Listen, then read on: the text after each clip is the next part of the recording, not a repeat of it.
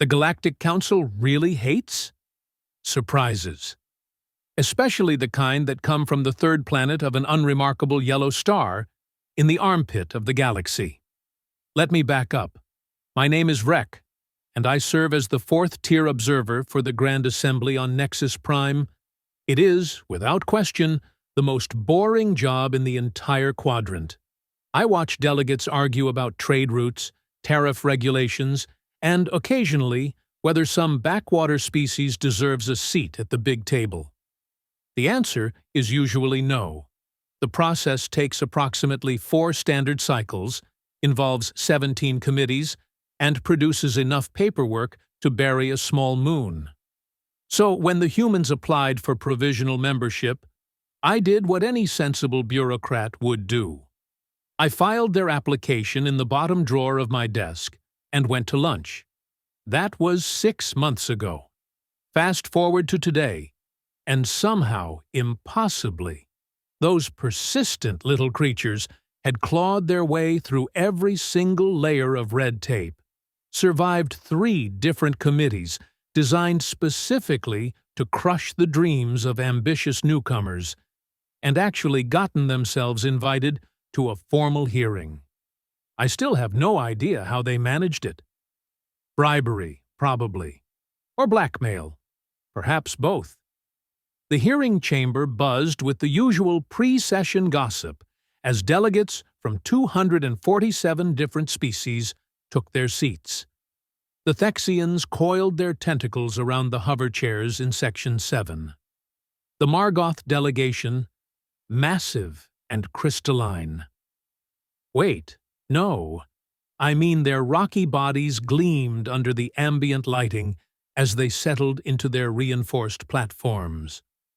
The Quilnari chirped and whistled amongst themselves, their translator devices struggling to keep up with their rapid-fire commentary. And there, standing in the center of the speaking floor, was the human delegation, all 3 of them. I had seen humans before in the database files, bipedal, symmetrical, disturbingly squishy. But seeing them in person was different.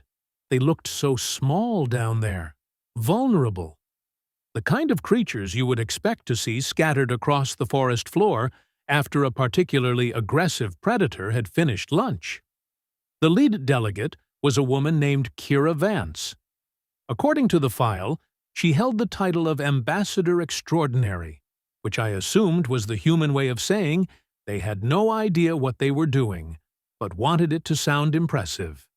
She had dark hair pulled back in a practical style, sharp eyes that seemed to catalog everything, and the kind of smile that made you check if your wallet was still in your pocket.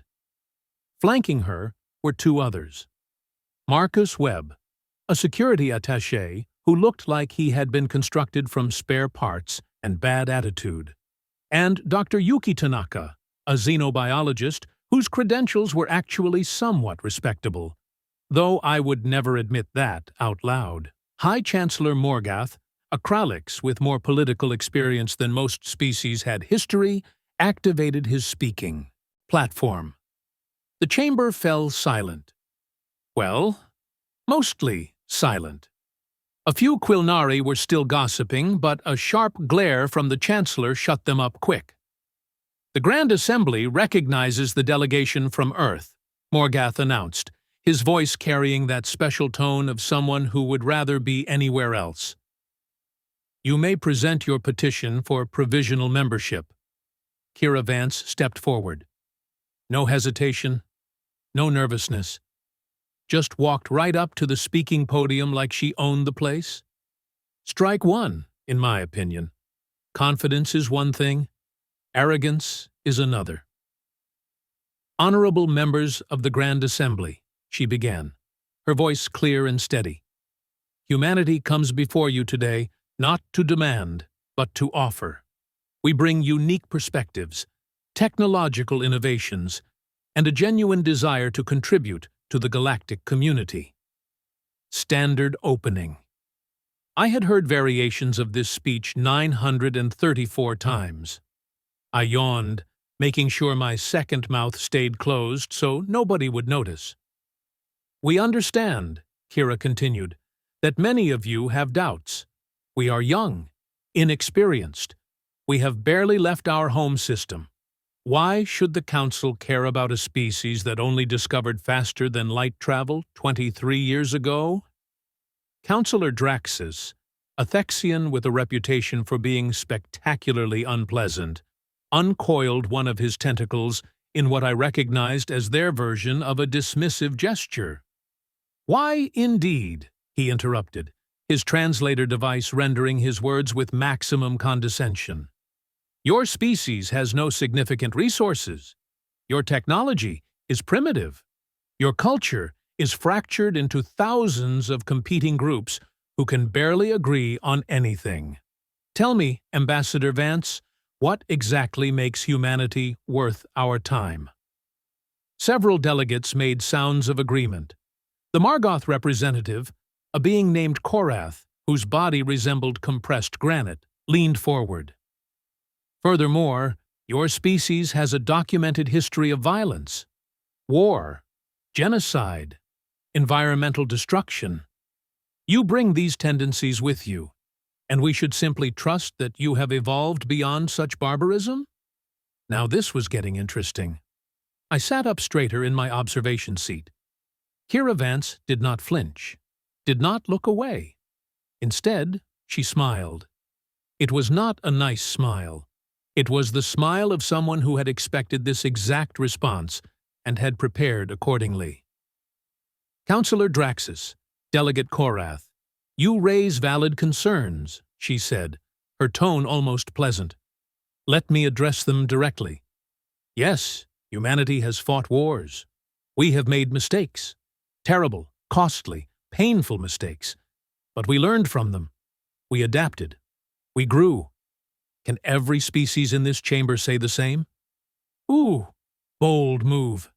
The chamber erupted in a cascade of protests, indignant chirps, and what I can only describe as offended gurgling from the culinary section. High Chancellor Morgoth raised one massive claw for silence. "Ambassador Vance, you will show respect to this assembly, or your petition will be dismissed immediately." "With respect, Chancellor," Kira replied, not backing down even slightly. "I am showing respect. I am treating this assembly as I would any gathering of intelligent beings, with honesty. The Thexians fought a civil war that lasted 3 generations. The Margoth nearly destroyed their own planet through industrial pollution before they figured out sustainable practices. The Quilnari, and I mean no offense, spent 2 centuries arguing about whether mathematics was real before they agreed to participate in interstellar trade. Dead silence. You could have heard a pin drop. If pins made sounds in a vacuum, which they do not, but you understand the metaphor. Marcus Webb, the security attaché, had the tiniest smirk on his face. Dr. Tanaka looked like she wanted to melt into the floor. Counselor Draxus's skin flushed a deep purple, which in Thexian body language translated roughly to "You are about to die very badly." "How dare you?" "I dare," Kira interrupted, "because it is the truth. Every species here struggled, made errors, learned, evolved. You judge humanity for being young, but youth is not weakness. It is potential. And right now, we are offering to share that potential with you." Chancellor Morgoth studied her for a long moment. I could not read his expression, but I had worked with him long enough to know he was calculating something. Political angles, probably. Or maybe he was just wondering if having her forcibly removed would cause an interstellar incident. "Very well," he said finally. "You claim humanity has something unique to offer. Prove it." The Council recognizes the challenge period. Any delegate may issue a formal challenge to test your claims. Oh no, challenge period was bad. Really bad. It meant any delegate could demand a demonstration of capability, skill, or worthiness. And, if the petitioning species failed to meet the challenge, Their application was automatically rejected for a minimum of 50 standard cycles. I had only seen it invoked twice before. Both times ended badly for the challengers. Delegate Korath stood, his massive form casting shadows across half the chamber. I issue challenge. Humans claim they have overcome their violent nature. Claim they have discipline, control. Let us test this. Ambassador Vance, I challenge you to single combat. The chamber exploded in noise again. This was unprecedented. Korath was notorious for his physical prowess.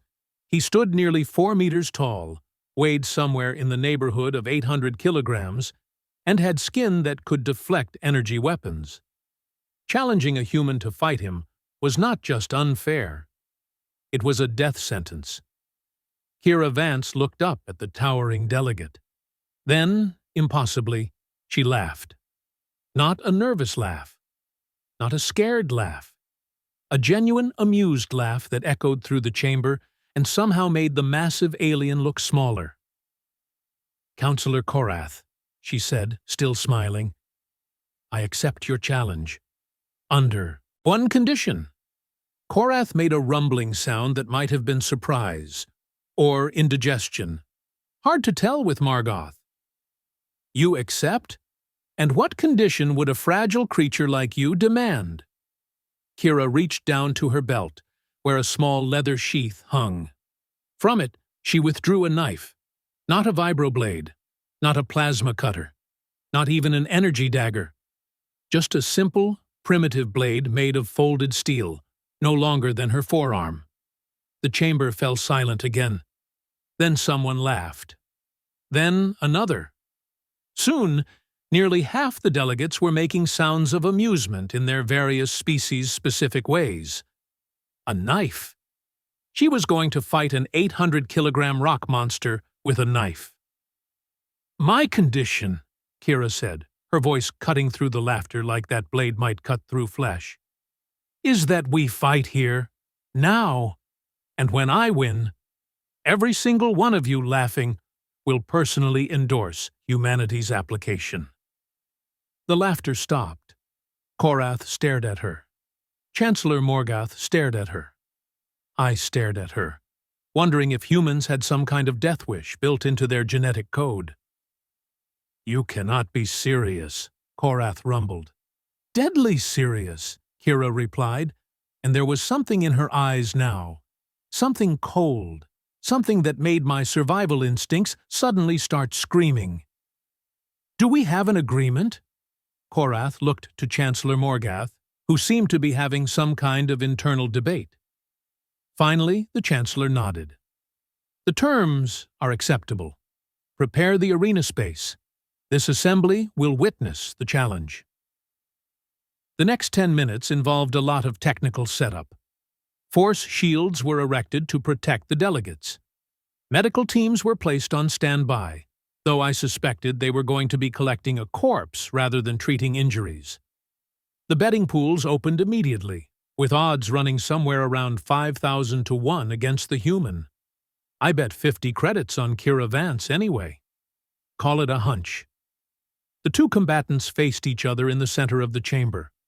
Korath had removed his ceremonial robes, revealing the dense, angular planes of his rocky body. He moved with the grinding inevitability of a geological formation. Kira Vance stood perfectly still, knife held loosely in one hand, the other empty and relaxed at her side. "Begin!" Chancellor Morgoth commanded. Korath charged. Now, I have seen Margoth move before. Despite their size, they can achieve surprising speed over short distances. The delegate closed the space between himself and the human in less than 2 seconds, one massive fist swinging down with enough force to crack the reinforced flooring. Kira was not there. She had moved, flowing to the side with a grace that seemed impossible for a bipedal creature. The fist struck empty air, and before Korath could recover, the human was behind him. The knife flashed. It should not have mattered. Margoth's skin could deflect energy weapons, A primitive blade should have just bounced off like hitting solid stone. Instead, there was a sharp, clear cracking sound. Korath roared, spinning around. A thin line of darker material ran across his lower back where the knife had struck. It was shallow, barely a scratch by Margoth standards, but it was there. She had cut him. The chamber erupted in shocked noise. This was not possible. Korath attacked again, this time more cautiously, his movements more controlled. Kira ducked, weaved, deflected a blow with her forearm that should have shattered every bone in her arm. The knife flashed again. Another crack, this time across Korath's shoulder. "What is happening?" someone near me whispered. I thought it might have been one of the Quilnari delegates, but I was too focused on the fight to check. Korath was getting frustrated now. He abandoned technique entirely, just trying to grab the infuriating human who kept slipping past his defenses like water through stone. Every time he committed to an attack, she was already moving, her body reading his intentions before he fully executed them. And that knife. Always that knife. Finding the stress points, the crystalline fractures, the weak spots in what should have been impenetrable armor. How did she know? How could she possibly know? Dr. Tanaka was watching with an expression of intense satisfaction. Marcus Webb had his arms crossed, looking for all the world like someone watching a slightly entertaining sporting event rather than a fight to the death. They knew. Somehow, they had known exactly what would happen. Korath lunged forward in one final desperate attempt. Kira did not dodge this time. Instead, she stepped forward, inside his reach, and drove the knife upward at an angle into the joint where his arm met his torso. The crack was louder this time, deeper. Korath's arm went limp, the dense rock structure temporarily compromised. Then Kira did something that made the entire chamber gasp. She climbed him. Using the knife as leverage, she scaled the massive delegate's body like he was a mountain face, reached his head, and placed the blade against the side of his thick neck, right where I knew, and apparently she knew, the primary nerve cluster was located. "Yield," she said quietly. For a long moment, nobody moved. Nobody breathed. Even the delegates who did not require oxygen seemed to be holding whatever equivalent they had. Korath stood perfectly still, an 800-kilogram warrior rendered immobile by a woman who probably weighed 1/10 of his mass and a knife that looked like something you would use to cut fruit. "I yield," he rumbled finally. Kira dropped lightly to the ground, landing in a crouch before standing. She cleaned the blade on her sleeve, returned it to its sheath, and turned to face the assembly. Her expression was calm, professional, but there was a fire in her eyes that I suspected would give some delegates nightmares for weeks. "Humanity," she said, her voice carrying to every corner of the chamber, "has spent its entire existence learning to survive against impossible odds. We fought predators 10 times our size. We endured ice ages, plagues, natural disasters. We turned our own weaknesses into weapons. Our fragility taught us precision. Our short lives taught us urgency. Our conflicts taught us strategy. We do not ask to join your assembly because we are strong. We ask because we refuse to stop growing stronger." She looked directly at Councillor Draxus. "You wanted proof? There it is. Now, I believe several of you have some endorsements to file." The silence that followed was the most beautiful thing I had ever heard. High Chancellor Morgoth leaned back in his seat, and if I was not mistaken, there was the tiniest hint of amusement in his ancient eyes. "The challenge has been met," he announced. "All delegates who expressed doubt will, as agreed, submit their formal endorsements. Ambassador Vance, Your delegation has proven most illuminating. We will reconvene in 3 days for the final vote." As the humans were escorted out of the chamber, I noticed something. Kira Vance was limping. Slightly, barely noticeable, but there. That deflected blow had done damage after all. She had just refused to show it until the fight was over. Tough little creatures, these humans. I decided right then that I was changing my recommendation from rejection to approval. The galaxy was about to get a whole lot more interesting, and I had 5,000 credits coming my way. 3 days. That is all the time between watching a human woman defeat a warrior twice her height, with what amounted to a very fancy letter opener, and determining whether Earth gets a permanent voice in galactic politics. I spent those 3 days doing something I rarely do. Research. Turns out, humans are even stranger than I thought. Their planet orbits a star that throws tantrums every 11 cycles. Their moon is disproportionately large, causing massive tidal forces that should have made developing civilization nearly impossible. Their atmosphere contains oxygen, which is literally a corrosive poison that slowly destroys everything it touches. And they evolved in competition with some of the most lethal predators I have ever seen in any database. Everything on Earth apparently wants to kill everything else on Earth. And somehow, humans climb to the top of that nightmare food chain using nothing but pattern recognition, endurance, and the ability to throw rocks really, really accurately. The more I read, the more I understood why Kira Vance had moved the way she did. Humans were not built for strength. They were built to outlast, outthink, and outstubborn anything dumb enough to get in their way. Which brought me back to the present moment, standing outside the assembly chamber as delegates filed in for the final vote. The mood was tense. Word of the fight had spread through every diplomatic channel, official and otherwise. Some species were impressed. Others were terrified. A few were calling for immediate military intervention before the humans became a threat. That last group was led by Councillor Draxus, who apparently had spent the last 3 days lobbying anyone who would listen about the dangers of admitting a warrior species to the assembly. I grabbed my datapad and headed to my observation post. The gallery was more crowded than usual. News of the vote had attracted attention from across the sector. The human delegation entered right on schedule. Kira walked without the limp I had noticed before. Either their medical technology was better than I thought, or she was very good at hiding pain. Probably both. Marcus Webb scanned the room with professional paranoia, while Dr. Tanaka looked fascinated by the architecture. High Chancellor Morgath called the session to order with his usual efficiency.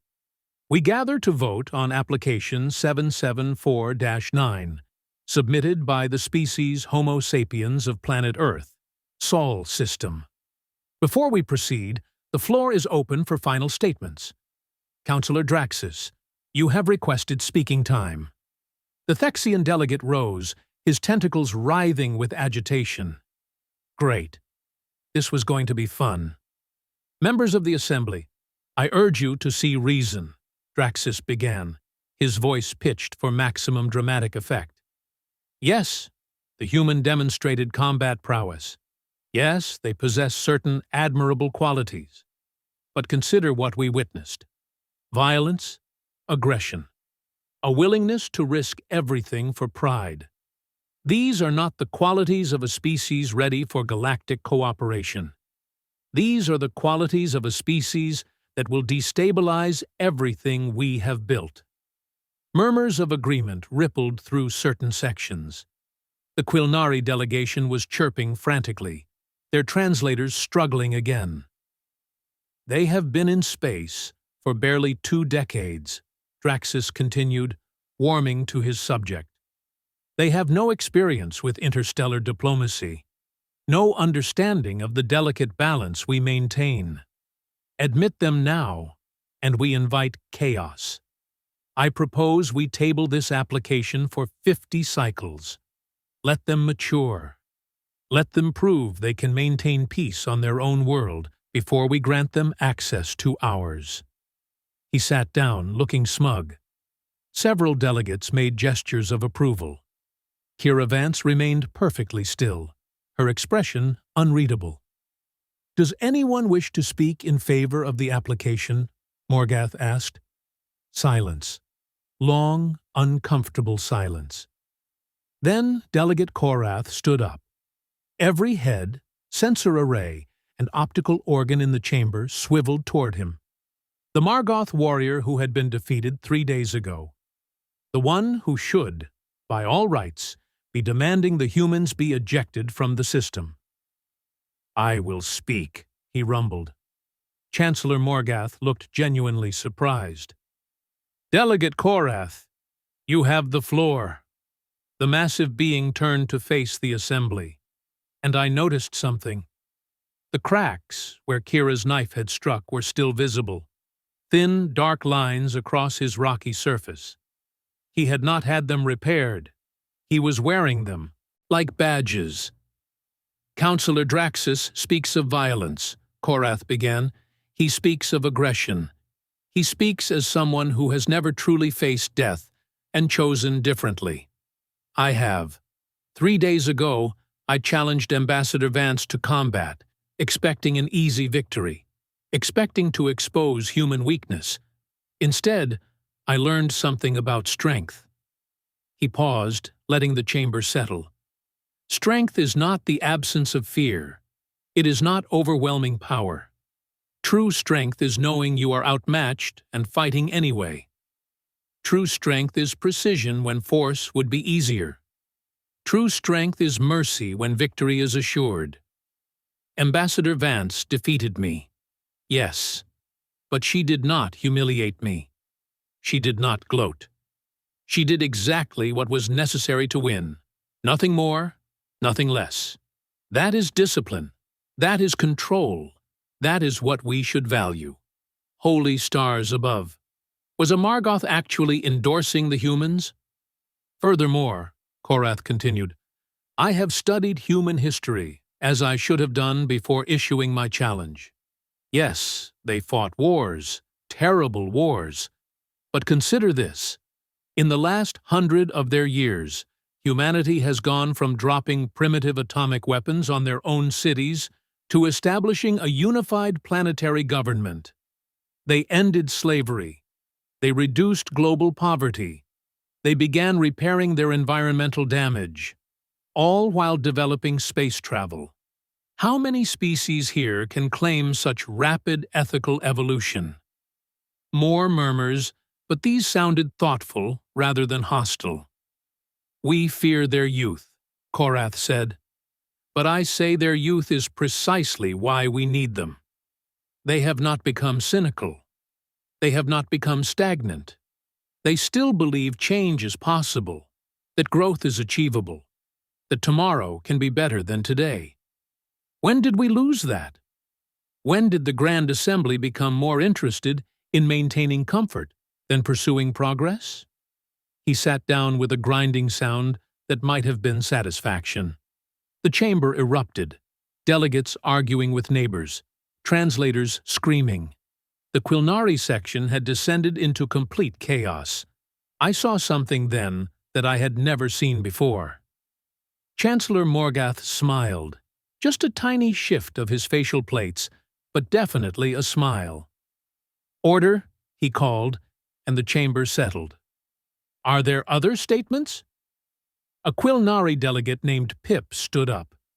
Unlike most of her species, she spoke clearly and directly, without the usual chirping tangents. I have a question for Ambassador Vance. Kira stood. I am happy to answer.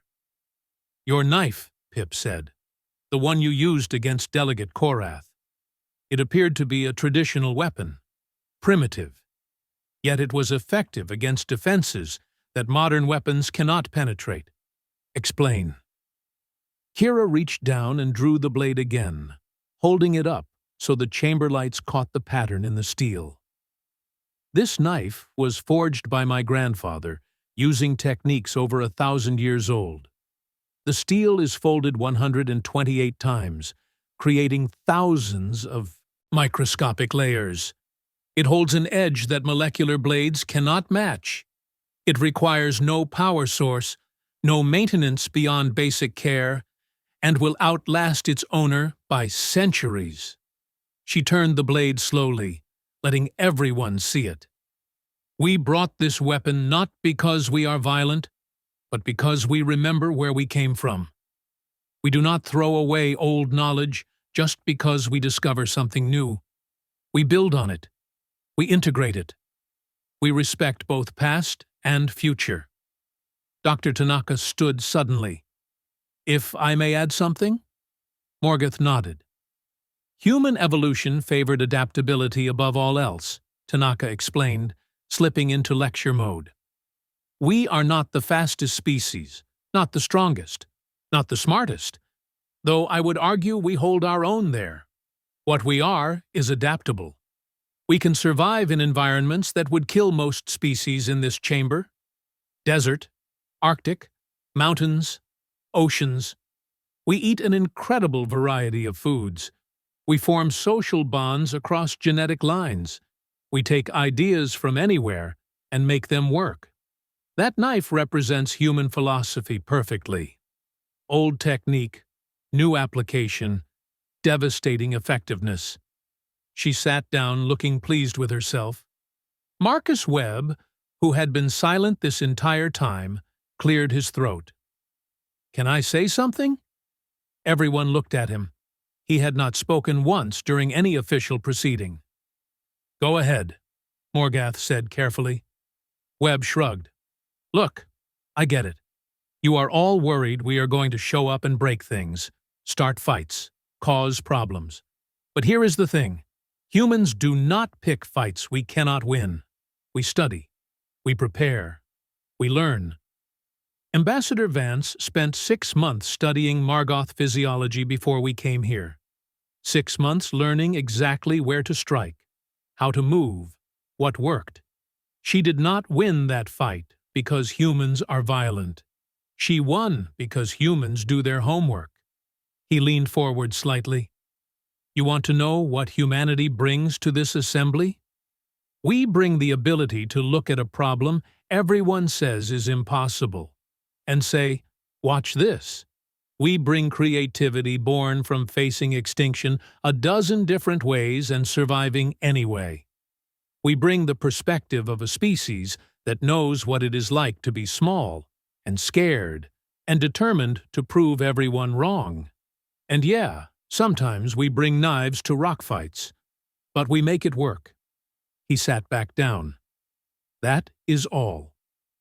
The silence that followed was different, not hostile, not confused, just thoughtful. Chancellor Morgoth surveyed the chamber. Unless there are further statements, we will proceed to the vote. As per protocol, approval requires a 2/3 majority. Cast your votes. The voting process took exactly 90 seconds. Each delegate input their decision into their console, the results aggregated by the central system and displayed on the main screen. My mouth went dry. Well, all 3 of my mouths went dry. 218 votes in favor, 29 votes against. The humans had won, and they had won big. Chancellor, Morgoth stood. By the authority vested in me as High Chancellor of the Grand Assembly, I declare Application 774-9 approved. Humanity is granted provisional membership status, to be reviewed in 5 standard cycles. Welcome to the galactic community, Ambassador Vance. Kira Vance looked stunned, actually stunned, like she had expected maybe a narrow victory, and instead got a landslide. Marcus Webb was grinning. Dr. Tanaka had tears in her eyes, but the real surprise came next. Delegate Korath stood and began a slow, rhythmic striking of his stone fists together.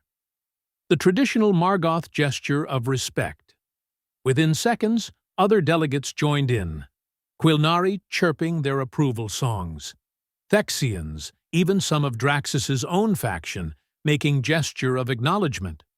Within a minute, the entire chamber except Draxus himself was offering some form of celebration.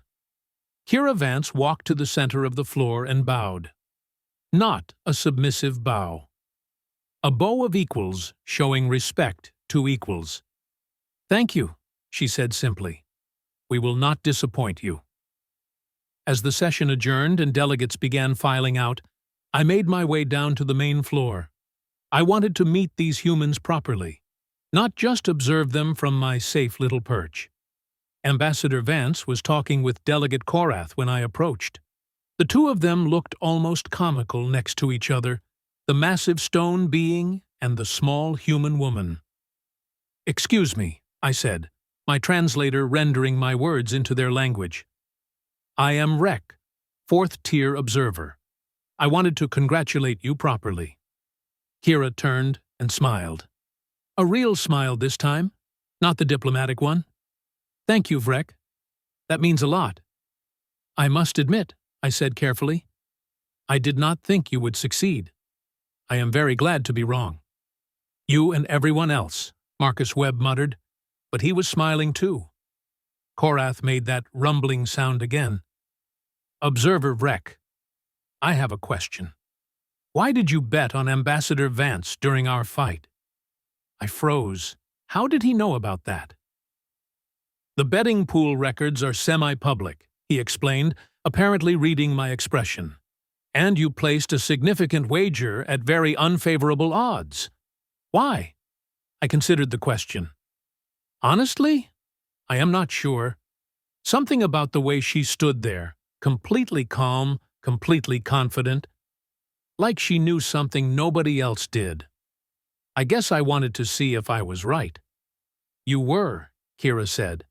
"I did know something nobody else did." "What was that?" I asked. She glanced at Dr. Tanaka, who nodded. "We knew," Kira said quietly, "that everyone was underestimating us. Everyone assumed we would fail. And humans have a very bad habit of proving assumptions wrong. It is kind of our thing." Marcus Webb laughed. "Also, we cheat. Like, constantly. We learn everything we possibly can about a situation and then exploit every advantage. It is not technically cheating, but it feels like it should be." "It is called preparation," Tanaka corrected. "And strategic planning." "It is called cheating with extra steps," Webb countered. Korath made a sound that I realized was laughter. A Margoth laughing. I had never heard that before. "I believe," the massive delegate said, "that the galaxy just became far more interesting. Ambassador Vance, I look forward to working with your people." "As do I," Kira replied. "And Delegate Korath, thank you for taking the time to understand us, for speaking on our behalf. That took courage." "It took honesty," Korath corrected, "which, I am learning, is something humans value greatly." "Among other things," Kira agreed. As I walked away, leaving the humans to their celebration, I thought about what had just happened. A species barely out of their home system had just talked, fought, and charmed their way into the most exclusive club in the galaxy. And they had done it with a knife older than their space program. I pulled out my datapad and updated my report. Where I had previously written routine application, expected rejection, I now wrote approved by overwhelming majority, recommend close observation, and full support. Then I added one final note. Humans are dangerous, not because they are violent, but because they refuse to accept limitations. They see obstacles as puzzles. They turn weaknesses into weapons. They do their homework, and then ace tests nobody thought they could pass. The galaxy has no idea what it just invited in. And I, for one, cannot wait to see what happens next. 50 credits, Well spent indeed. 3 hours later, I watched from the observation deck as the human ship prepared to depart. It was small compared to most diplomatic vessels, efficient rather than impressive. Very human. Ambassador Vance stood at one of the viewports, looking out at the stars. I wondered what she was thinking, probably planning her next impossible victory. The ship detached from the station and began moving toward the jump point. As it passed, I could have sworn I saw Kira Vance looking back at the station, at the assembly, at all of us who had doubted her. And she was smiling. That tiny, terrifying smile of someone who just proved the entire galaxy wrong.